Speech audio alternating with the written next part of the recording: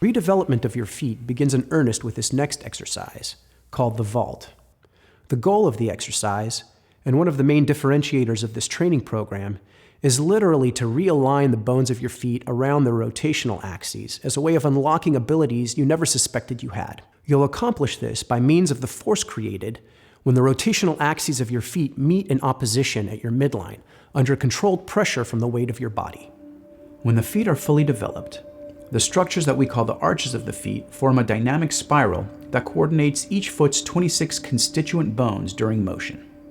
With every step, this spiral structure rotates inward around the long axis of the foot, which stretches from the back outside tip of your heel bone to the front inside tip of your big toe.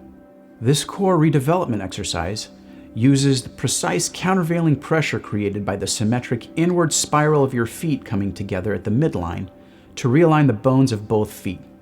Ultimately, they'll form a stable structure that gives this exercise its name, the vault.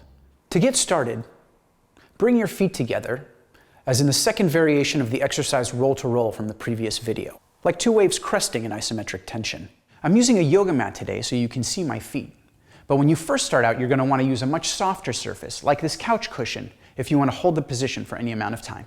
With your feet together, kneel down with the tops of your feet touching the ground, maintaining contact between your knees, ankles, and big toes.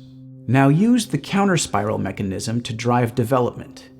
Clench both feet and roll the heels outward as much as you can, using your sit bones against the inner heels to drive the inner big toes into contact. Anchor your small toes in the ground and roll your feet inward against each other until the heels meet. Next, position your torso over your feet so your sit bones clamp over your heels, forming a continuous line from the big toes through the heels and up the spine. You probably won't be able to get everything to align perfectly when you first start out, but keep this form in mind and work towards it. Now sit back slowly, applying your weight to pressure the heels together. Hold as long as you can, then adjust and repeat. A useful variation keeps your forefoot flat during the kneeling phase so that the balls of your feet are in contact with the ground. Here, pressure applied at the heels drives the big toes inward and down, amplifying the counterspiral force. This exercise is one of the most intense in the program, and one of the most effective. Over time, as you work your way through the program, your feet will fuse ever closer together, until finally your feet meet seamlessly from heel to toe and from ankle to knee, whether standing, kneeling, or in between. Be sure to leave a comment or send a message if you want more detailed information about the program or any of these exercises.